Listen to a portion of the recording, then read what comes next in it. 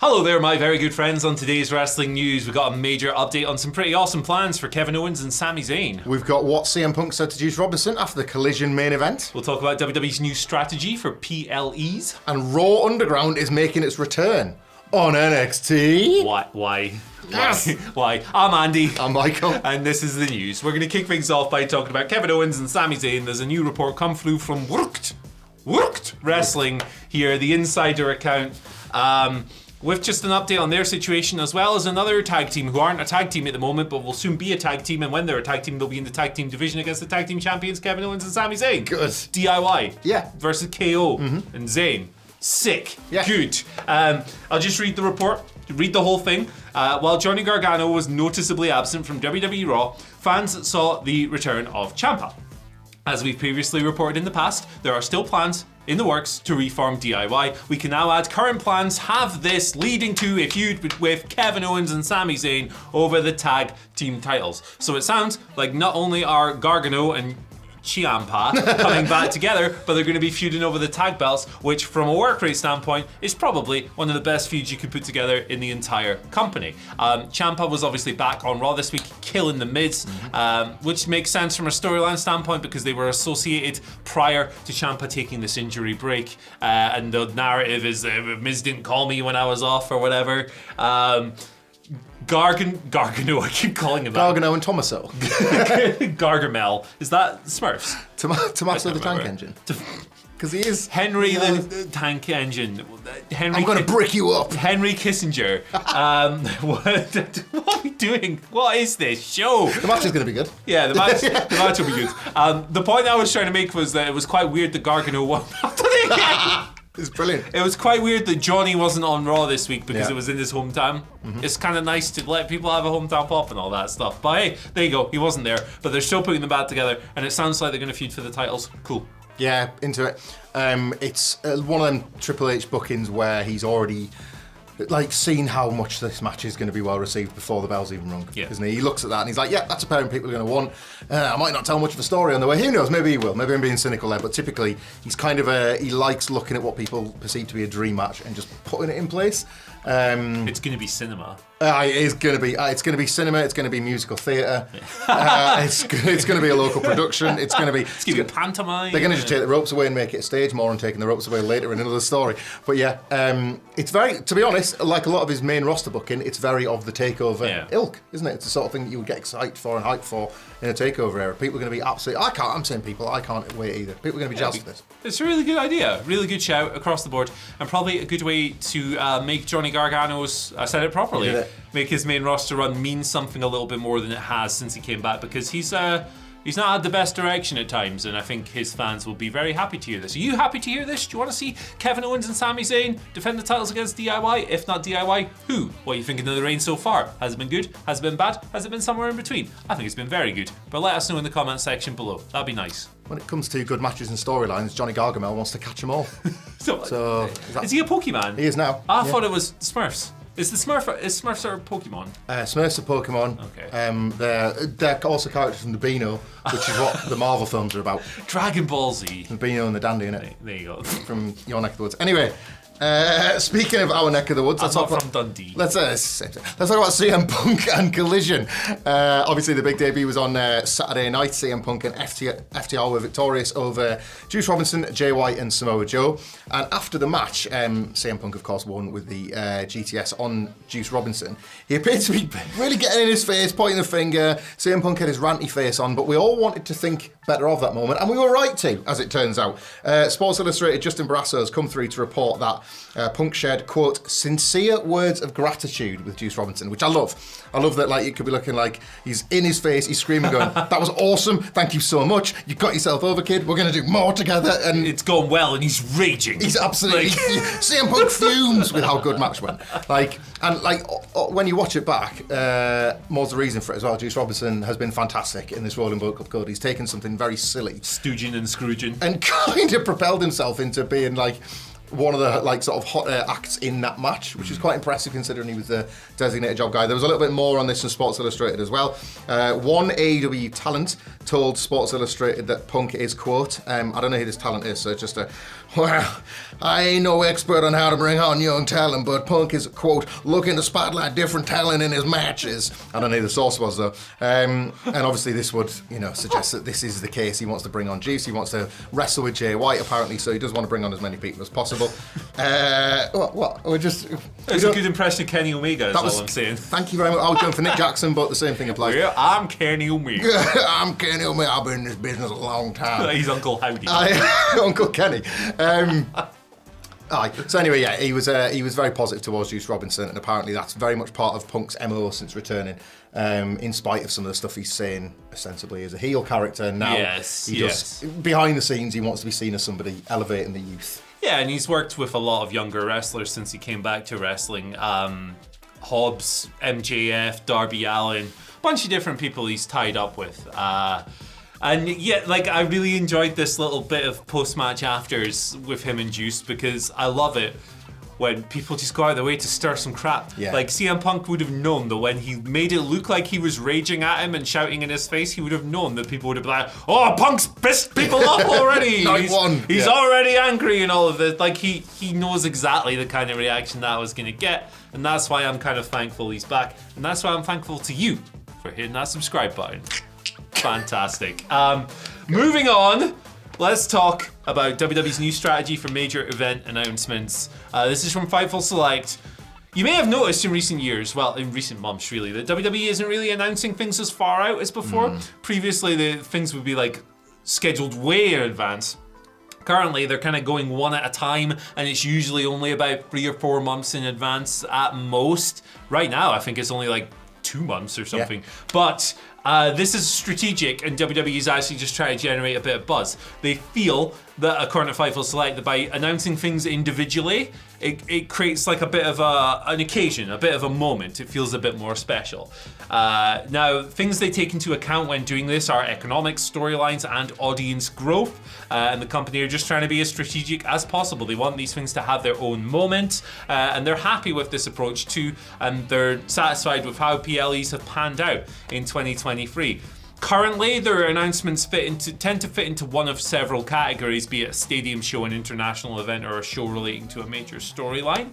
And at the moment, they're scheduled, through until Fastlane in October at the moment. But in previous years, they would have been through December by now. Yeah. So that's it coming into focus. I think that this is working because WWE pay-per-views, WWE Premium Live, it's been a year and a half. Why can't they get it right? They do feel like more an event now, I think. I agree. That's it. You can't really argue with the strategy so far. What they fight for report must have missed there. And I'll take this. I don't mind owning this bit of news. It also lines up with whichever meeting that Nick Khan's got scheduled in his GCal with a network executive. He's put that out there. Was it Clash at the Castle where he had BT Sports people to meet in Cardiff? Yeah. He's basically meeting up with Craig Bellamy. It was that's right. Great time. That was right. It was Karis Matthews was there. Charlotte Church. All of them. They were all getting together. It's the sort of the top table. Charlotte Church Welsh. She is Welsh. Okay. It's okay. It's all right. Tom Jones was of course Shed 7. Yeah, probably. It was when those knickers hit Drew McIntyre at the ring. It was Tom Jones because he'd just come from another gig where I'm throwing at him. Kelly Jones from the Stereophonics was there, but did you throw your pants at Drew McIntyre? I threw them at Tom Jones. Okay. I'd save them for Drew. I'd wait for Roman Reigns to come out in Clash at the Castle. Anyway, all these localised pay-per-views are really good, and Nick Khan has lots of meetings. He said as much. Was it a Backlash as well? I think there was obviously local TV networks down there that he was keen to show them a good time. It's this corporate hospitality thing mixed in with all the other, things that we as fans get to appreciate. Localised wrestlers having the best nights of their career. It's working. This is business stuff, and I know that not everybody takes a huge interest in this, but when it overlaps to the thing that we are supposed to take an interest in as fans, then I think it's worth talking about. Yeah. It's not an accident that these events have felt bigger. These events have actually felt premium and live, which is, baked into the title. So what they're supposed to be, isn't it? Yeah. And it makes sense too, I think, in terms of generating buzz for localised ticket sales. If you know a year in advance about a show, are you less likely to get tickets than if WWE rock up and say, you got a month, go. Yeah, Bad Bunny's going to be there. Yeah. Do stuff like that. It's fun.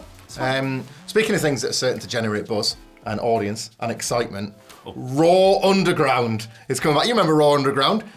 Good. No? Well, if you don't, that's all right, because it was happening during the pandemic on Monday Night Raw, when views were in the toilet and they were coming up with desperate ideas every single week to try and get people interested.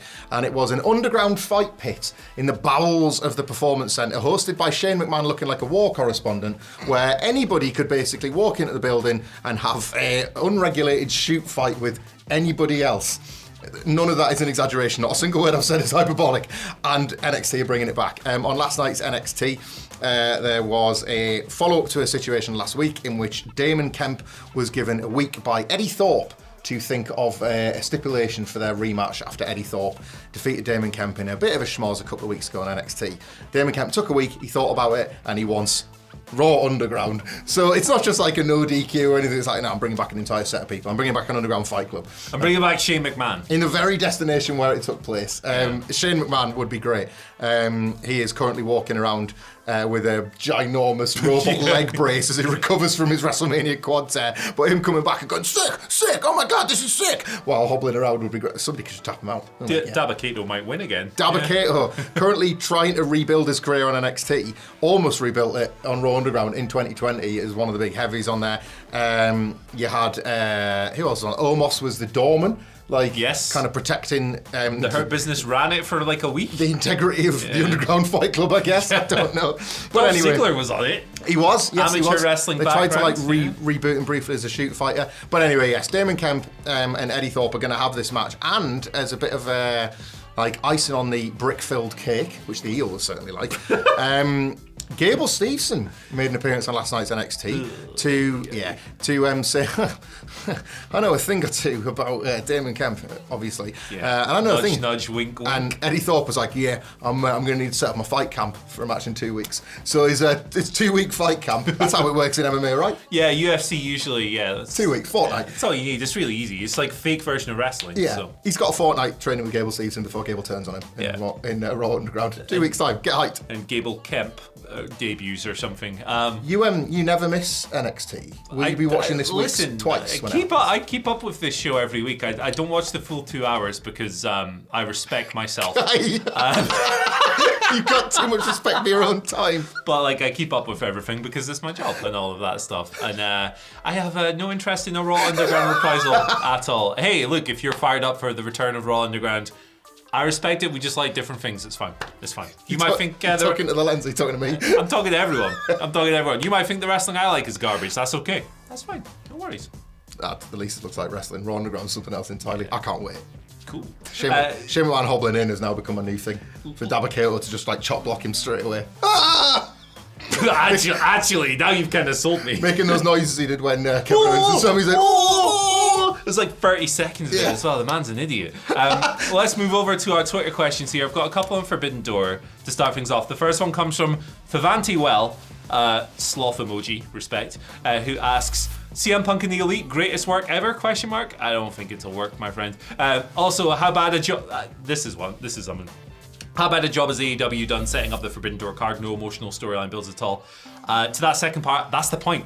That's the point. Yeah. Forbidden Door is meant to be just random dream matches. It's not meant to be emotional stories. It's not meant to be long winding sagas. It's not meant to be drama. It's not meant to be cinema, as the words that we commonly use for wrestling stories these days. It's meant to be something a bit different. It's meant to be, oh my God, look at that match graphic. I think the build's been absolutely perfect. Just announce some cool matches I want to see.